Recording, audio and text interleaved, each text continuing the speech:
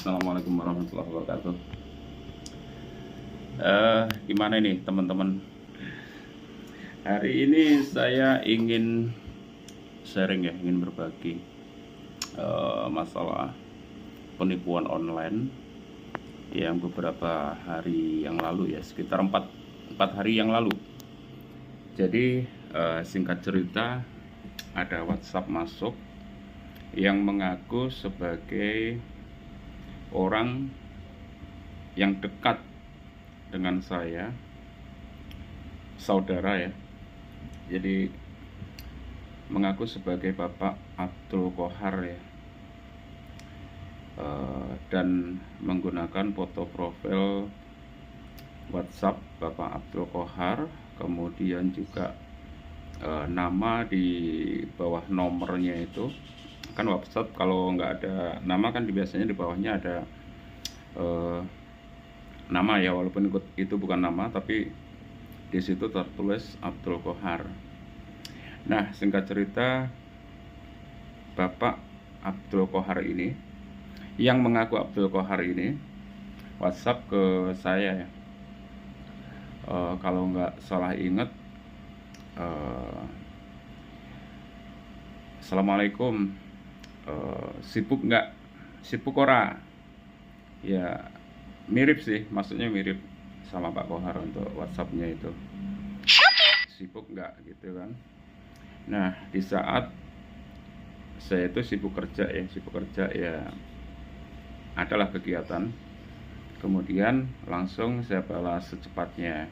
Oh enggak Pak, tumben nanyain kesibukan gitu kan.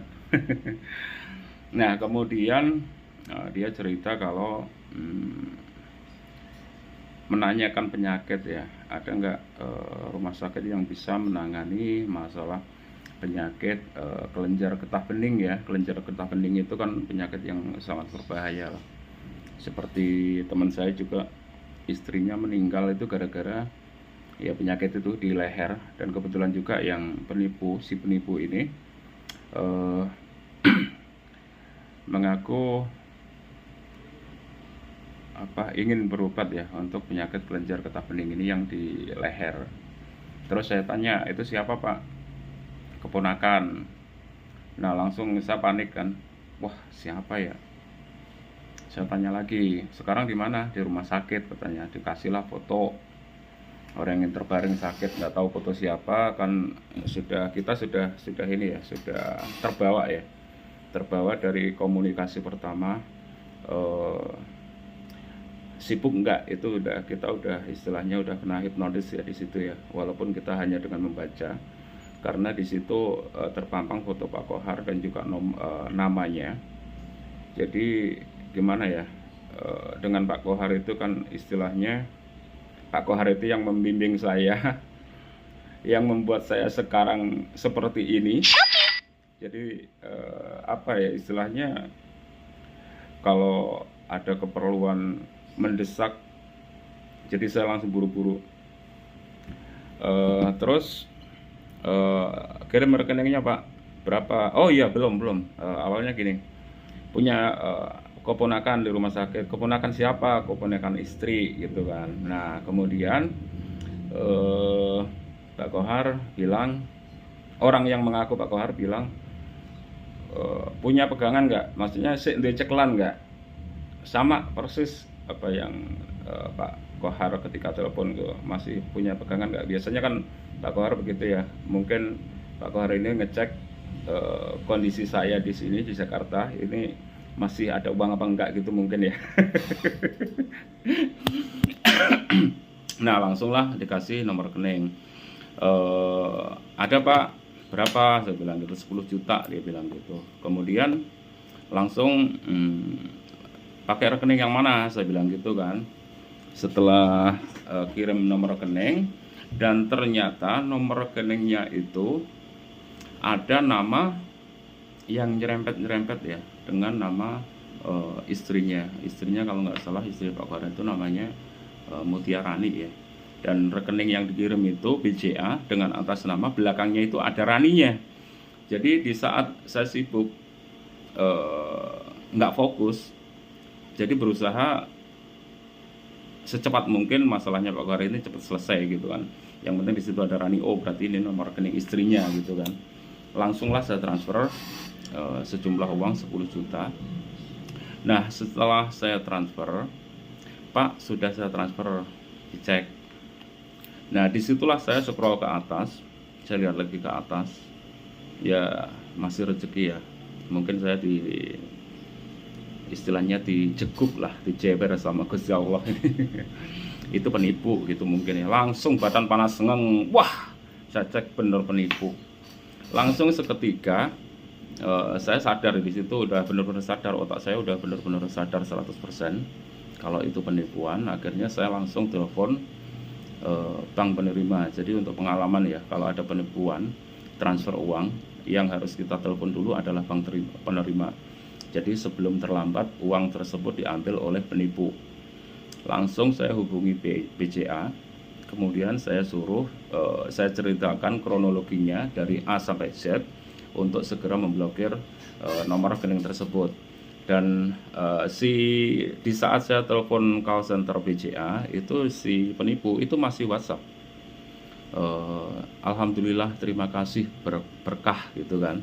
Nah, oke, terima kasih Pak, sama-sama, saya bilang gitu. Kemudian selang berapa lama ketika saya masih telepon DJS menceritakan kronologinya, dia bilang, wah duitmu gak kena dipakai katanya. Loh maksudnya gimana Pak? Diblokir duitmu, wiso nggak buka blokir? Loh kok saya buka blokir? Maksudnya gimana Pak?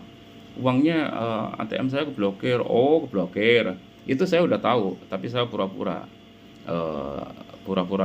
supaya apa ya, dia bener-bener, saya pengen tahu nomornya itu bener-bener diblokir apa belum gitu loh. Kalau udah diblokir berarti karena aman, uang saya tinggal urusan belakang nanti walaupun agak ribet ya. Kemudian setelah itu saya masih komunikasi dengan call center. Dia bilang transfer lagi bisa nggak 10 juta ke BRI.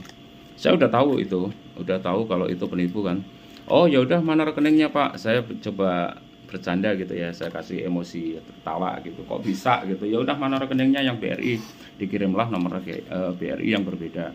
Nah dari situ langsung BCA menyarankan untuk membuat laporan, dan sudah, laporannya sudah ada, dan ternyata nomor rekening tersebut sudah diblokir.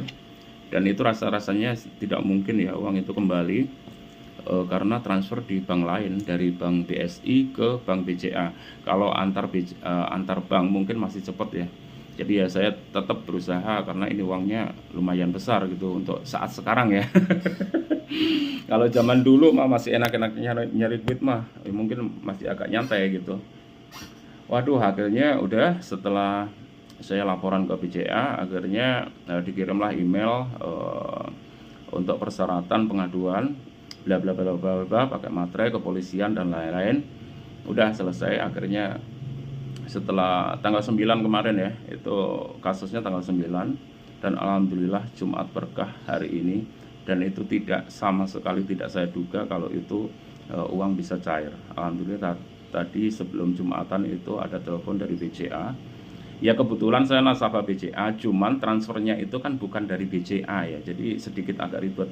Karena dari BCA sendiri sebagai syarat utamanya itu harus ada surat, namanya surat apa ya, surat bilateral. Surat bilateral itu ternyata kita nggak bisa dapatkan, karena surat bilateral itu komunikasi bank antar bank ya, jadi kita nggak bisa menerima surat itu sebagai persyaratan. Dan akhirnya saya mendatangi kantor BSI untuk mendorong supaya untuk segera mengirimkan surat bilateral ke BCA. Dan alhamdulillah akhirnya setelah proses kemarin, terakhir kan 3 hari kerja itu kemarin ya, hari Kamis ya, alhamdulillah hari ini uang bisa saya dapatkan. Alhamdulillah, terima kasih. Pengalaman. Jadi gini teman-teman ya, kalau ada masalah penipuan online, jangan dianggap sepele dan jangan merasa wah mau kayak begitu percaya. Jangan pernah, suatu saat pasti akan kena kalau sampai nyepelein. Bener itu Pak, padahal saya itu udah sering ya, dan penipuan yang model itu bener-bener basi, udah rame di sini, tapi kenapa saya kena gitu loh. Yang aneh itu di situ. Oke, terima kasih teman-teman ya.